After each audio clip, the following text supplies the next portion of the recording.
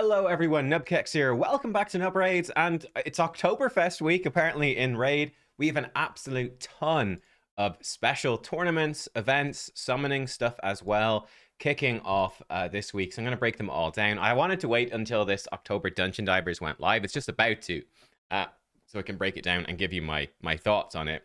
Seeing as this one is limited to 500 points each day, I'm holding out hope that this event might be good. Spoiler warning.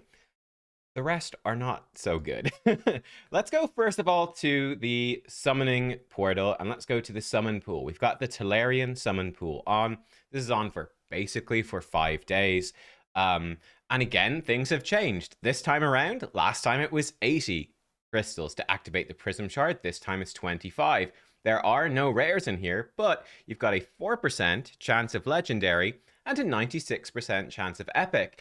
So yeah, again, I've been saying this about the prism shards now for a while, which is it's very interesting because it makes it very difficult to have a good intuitive grasp of how worth it this is, right? Which I think if people don't have a good intuitive grasp, you sort of think it's better than it is, and you're more likely to go for it. I think it's sort of a casino trickery, as it were. How good is this actually? Well, the way I look at it is, look, a Sacred Shard in a 2x Sacred event has a 12% chance of Legendary. This is basically 1/3 of that. So we can sort of think of each pull of this Prism Shard as like 1/3 of a Legendary. Or sorry, 1/3 of a Sacred Shard. Or in other words, 75 crystals or one pull of this is about equal to one Sacred Shard. Actually makes it very similar to the last time around. The last time it was 80 crystals, and I said it's pretty equivalent to a Sacred Shard. I think this is pretty much bang on as well. If we look at the crystal offers, right, you're looking at $20 for 80 crystals. So it's just, I mean, 19, 18, I don't know, something dollars to pull 3 times on the Prism Shard, which is about equal to a Sacred Shard. That's pretty bad. Sacred Shards are often sold around $20. They can go down to 15. Sometimes they can go lower in packs. Guess what? A Sacred Shard at $15 is still not great value, even if you are a big spender. It's still pretty bad, right? Would I recommend buying Sacred Shards? No, I would not recommend buying Sacred Shards. This is very much similar to a Sacred Shard. So would I recommend buying it? No, I would not recommend buying it. Simple enough. So that is how I would look at it. Think of it as 1/3 of a Sacred Shard. In terms of, I guess the thing that is interesting here, you're giving up your Mercy Timer. You're giving up your ability to use the Sacred Shards to help you complete fusions or guaranteed events or Heroes Path events or whatever. You're giving all of that up in return for basically a good 10x event is how I'd look at it. You know, these tend to be okay. You've got lots of epics in here. I mean, there's so many epics. You really can't target them. It's super random. And they're only okay. Like, there's a bunch of epics in here that aren't great. Like, Vala isn't great. Lodric Falconheart, he's not particularly great. You know, you've got a lot of mediocre stuff. Ator, this guy's total trash. Talia's not great. You've got a lot of mediocre epics in here. You do have great ones like Mordecai and Skaramis, sure. But then you've got a lot of meh as well. So I'm not too excited about the epics. The legendaries, again, is a fairly mixed bag. I'd say Valkyrie remains S tier, especially for Fire Knight Hard. And then you've got, you know, a lot of sort of B to A tier legendaries. I'd say none of them are terrible. You just got a lot that are pretty decent. Like, you know, I'm a big fan of Staltus Dragonbane. He's great. You might not use him. It'd be amazing if you got him early for progression. I mean, sort of same thing. I'd say sort of that'd be my vibe with a lot of these champions. Like, they're pretty good. None of them are terrible. They'd all be helpful on progression, but there's nothing here that's too exciting. Like, it's not as good as the last event, but you get, you know, yeah. So there it is. Look, I've got to pull anyway. It automatically pulls. Automatically. I'm blocking it, but unused prism crystals will be used automagically after the event ends. So my crystals are going to go. I did have someone in my chat on Discord saying, oh man, it's really punishing us that saved up 70 crystals in the last event. They didn't give us enough for free to pull the 80, and now it's going to automatically pull them. And the answer is yeah, absolutely. That's another way these prism events get you, right? It will automatically pull your crystals. So yeah, I think these prism events, I got to be honest, have really turned into a disaster. Let's pull it. They've turned into a disaster. Great potential, but really bad because of monetization. We get an epic. It's Alika. She's actually a great epic. Like, this move is sick. AoE attack hits really hard and also has a 100% chance when booked to increase the cooldowns of all enemy skills by 2 turns on a 3-turn cooldown. That's amazing. And her A2 absolutely claps as well, ignoring 50% defense. Her A1 even does pretty decent damage. She's just a really great champion. So Alika is cool. I'm expecting Scratch to use her tonight, very much so, to be the star of his team in the arena tournament of Faction Games. Check that out on Deadwood Jedi's channel tonight. You'll see my arena defense in action. So there you go. Pull my thing. 96% chance we got an epic, and we did. We got one of the better ones. But yeah, I think these events would be great if they were designed. You know, if there was no monetization, it'd be good, right? If there was just, there's a bunch of crystals you can go and get. It's easy to get a few pulls, and it's designed to be a fun thing. But no, it's really designed for people to go and spend a lot. And like I said, it's just not worth it, honestly. Right, let's check this out. This Dungeon Divers. Let's check this out as well. Prism Quartz, man. Wow, there's one whole Prism Shard in here. So think of this as 2 Ancient Shards. Basically for free. Fairly standard. This feels to me like kind of just a Fusion warm-up event. It kind of feels like that, like a mini Fusion warm-up event. Seems okay. You might as well go do this, you know, but there's not any major pressure to do it. I'd say if you're doing it, like, you really do need to go the whole 2,000 points. Like, the XP barrel is actually quite helpful for newer players. That's quite good. And then, yeah, you'll get 1 Prism Shard out of it. I mean, you might as well. 1 in 200 of you will get a mythical champion from that Prism Shard. So, yeah, there's more than 200 watching this video. At least one of you will get a mythical, I guess. But not great. So nothing too exciting there. It's like, you might as well do it, but I'm not too wowed. It's pretty It's pretty what else do we have going on? We do have 10x events going on. I think it's actually easier if I show it to you in the news. So lots of 10x events and then other stuff as well. So 10x. So today we have Riho Bone Spear from Void Shards. Now, Riho is absolutely incredible. If you are close to... Here's the thing. Look, 10x events, they are absolutely slamming us with 10x events constantly these days. It is a never-ending barrage. So it's really a question of playing around your mercy timer when you're far enough in the game, right? Oh, I haven't hit a legendary in 200 pulls for my Ancients or Voids. I'm really close to that. I'll save up for one of these 10x events. And it's constant. So it's like, is the 10x event good enough? Or do you simply wait for the next one? Because there will inevitably be one, like 1 day from now. So they're going to hit us, and then, you know, is constant.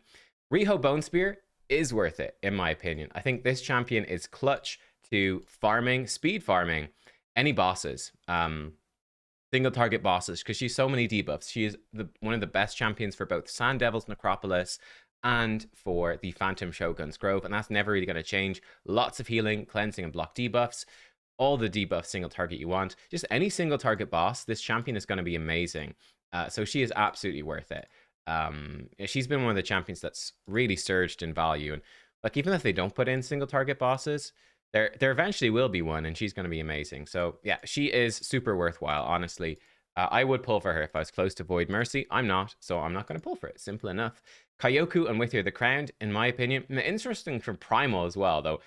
Basically, no one, unless you've spent a lot of money, none of you are going to be close to Mercy on Primal. But it's interesting they're starting to include it now. Kyoku and With Her, these are both, in my opinion, sort of like B to A tier champs. Like, they're good, they're grand, they're good, but not ones I'd be pulling my Mercy timer for. And Sacred, Ancient, and Primal Mercy are pretty crap anyway. Ancient is good, Mercy, but Sacred and Primal are pretty rubbish.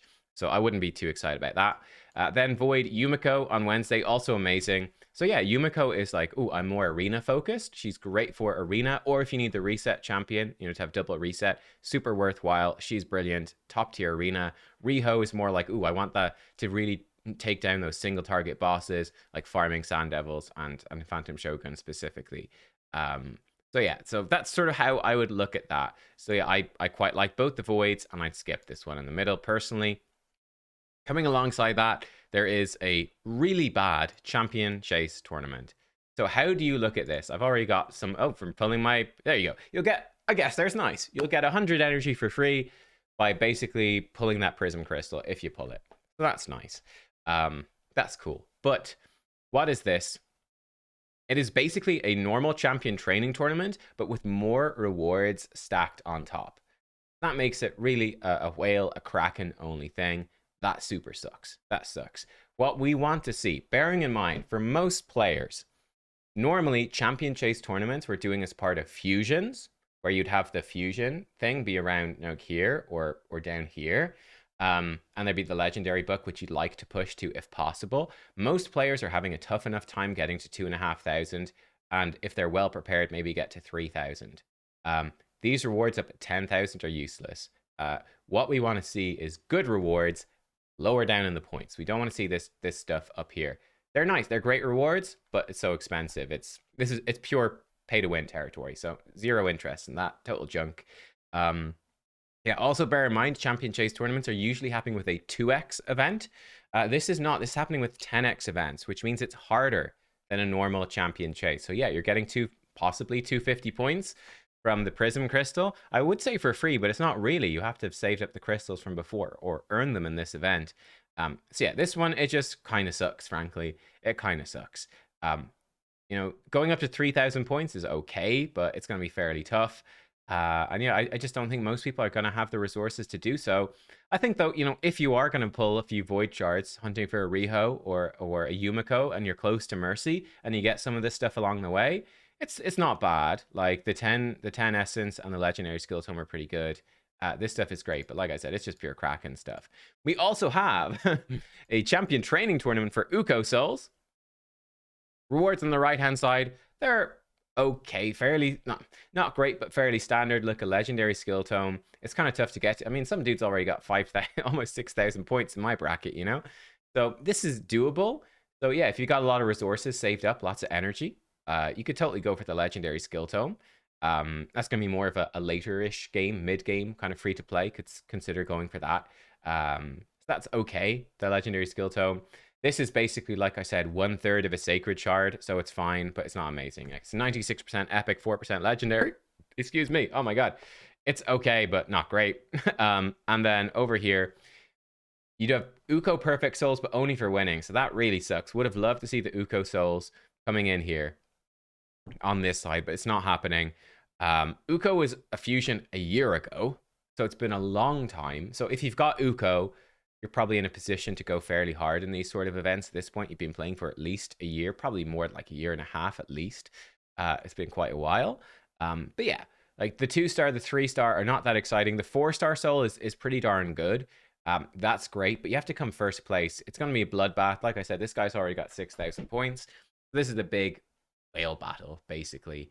Yeah, no, I don't know. Like, you could go super hard for this, the champion training tournaments. Sometimes they give like champions for coming first. I'd say honestly the 4-star Uko Perfect Soul is probably a bit more useful actually than a lot of the legendary champions they've given away from coming first in this. Chris could be better, obviously, but like, what was the last one? Tatsu's pretty junk, and yeah, so it's okay for coming first, but like, again, if you're a Kraken, yeah, come first. That's pretty good. But if you're a Kraken, you can also probably just buy these souls all the time and be okay. I don't know. I think it's okay, but it's pure spender territory. So again, really disappointing there. That's sort of it. We've got artifact enhancement event. It's got prism crystals at the end. Like, this is not even 1/3 of a sacred. This is a fraction of a sacred. It's just not really all that much, and that's super expensive for artifact enhancement. People really struggle with silver. I'd highly recommend just skipping this and saving your silver, guys. Just save the silver for the next fusion. Make life easier for yourself. So yeah, I don't know. This, honestly, I'm surprised how terrible these events are, to be honest. Like, they're usually terrible, but they tend to put I feel a bit more effort in to make these enticing between fusions. Like, so you're like, oh wow, it is tempting to spend outside of that fusion. I'm really not tempted by any of this. And I feel like they've got a lot of negative press recently. I really thought they put in some effort to make this stuff good, but it's just junk, honestly. Hate to say it, but all of these events basically suck. Just chill out, take your time, might as well do the Dungeon Divers thing, I suppose. But you could skip it if you want. You're not going to miss out too much, but might be sort of worth to do that. And yeah, I guess just prepare for the next fusion and hope there's some good events eventually. See you next time. Thanks for watching. Goodbye.